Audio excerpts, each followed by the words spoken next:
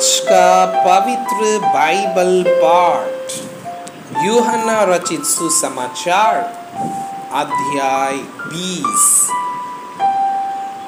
खाली कब्र। सप्ताह के पहले दिन मरियम मगदलीनी भोर को अंधेरा रहते ही कब्र पर आई और पत्थर को कब्र से हटा हुआ देखा। तब वो दौड़ी और शमौन पतरस और उस दूसरे चेले के पास जिससे यीशु प्रेम रखता था आकर कहा, वे प्रभु को कब्र में से निकाल ले गए हैं और हम नहीं जानते कि उसे कहाँ रख दिया है। तब पतरस और वो दूसरा चेला निकलकर कब्र की ओर चले।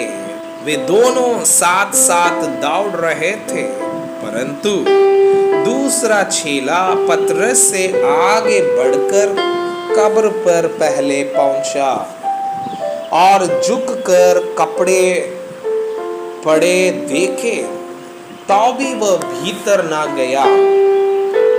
तब शमौन पतरस उसके पीछे पीछे पहुंचा और कब्र के भीतर गया और कपड़े पड़े देखे, और वो अंगोछा जो उसके सिर से बांधा हुआ था कपड़ों के साथ पड़ा हुआ नहीं, परंतु अलग एक जगह लपेट कर रखा हुआ देखा।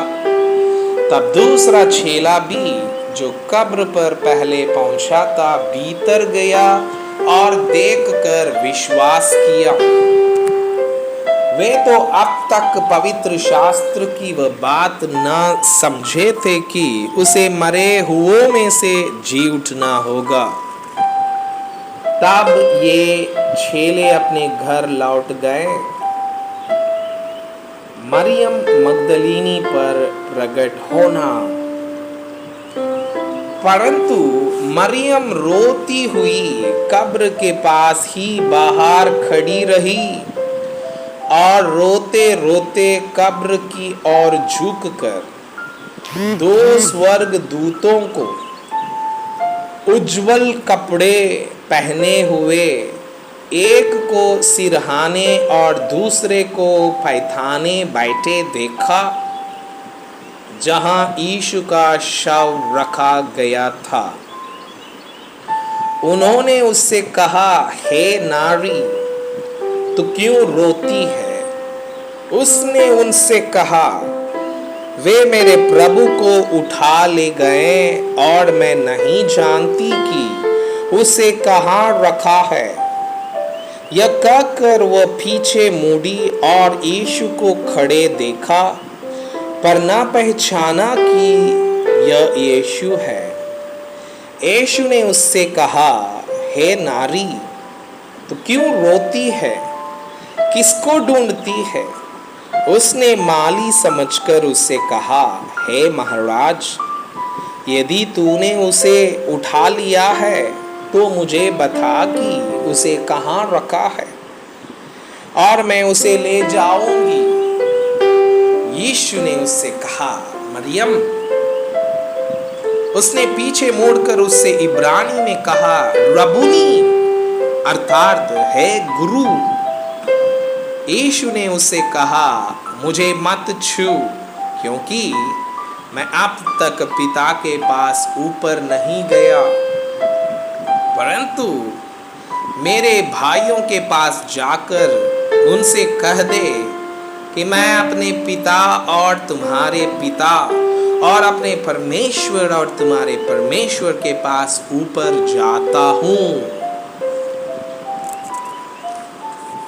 मरियम मगदलीनी ने जाकर चेलों को बताया, मैंने प्रभु को देखा और उसने मुझसे ये बातें कही। चेलों पर प्रकट होना। उसी दिन जो सप्ताह का पहला दिन था, संध्या के समय, जब वहां के द्वार जहां चेले थे यहूदियों के डर के मारे बंद थे, तब यीशु आया और उनके बीच में खड़ा होकर उनसे कहा, तुम्हें शांति मिले। और ये कहकर उसने अपना हाथ और अपना पंचर उनको दिखाए। तब चेले प्रभु को देखकर आनंदित हुए। यीशु ने फिर उनसे कहा, तुम्हें शांति मिले। जैसे पिता ने मुझे भेजा है वैसे ही मैं भी तुम्हें भेजता हूँ। यह कहकर उसने उन पर फूंका और उसने कहा, पवित्र आत्मा लो। जिनके पाप तुम क्षमा करो वे उनके लिए क्षमा किए गए हैं, जिनके तुम रखो वे रखे गए हैं। तोमा पर प्रकट होना। परंतु 12 में से एक अर्थात थोमा, जो दिदमोस कहलाता है, जब यीशु आया तो उनके साथ न था।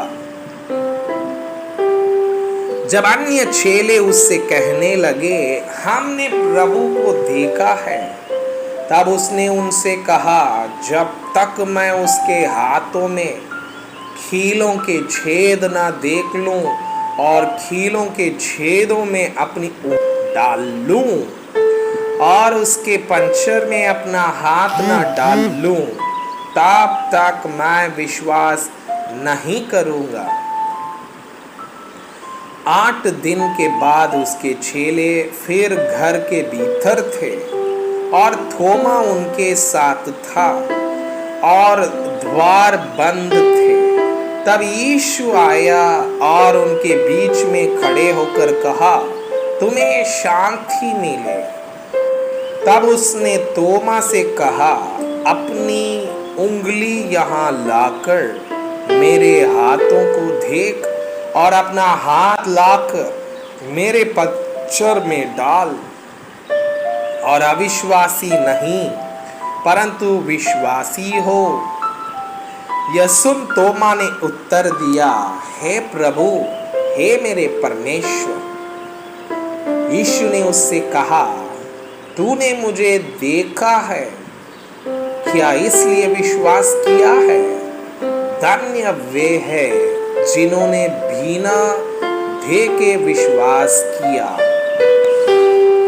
इस पुस्तक का उद्देश्य, यीशु ने और भी बहुत से चिन्ह चेलों के सामने दिखाए जो इस पुस्तक में लिखे नहीं गए, परंतु ये इसलिए लिखे गए हैं कि तुम विश्वास करो कि यीशु ही परमेश्वर का पुत्र मसीह है और विश्वास करके उसके नाम से जीवन पाओ।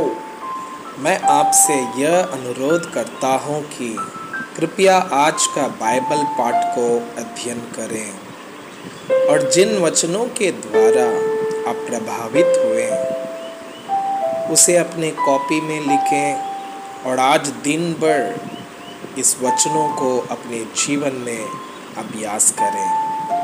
परमेश्वर चाहता है कि आप उनके समान सिद्ध और पवित्र बन जाएं। परमेश्वर आपको बहुताई से आशीष करें। आमीन।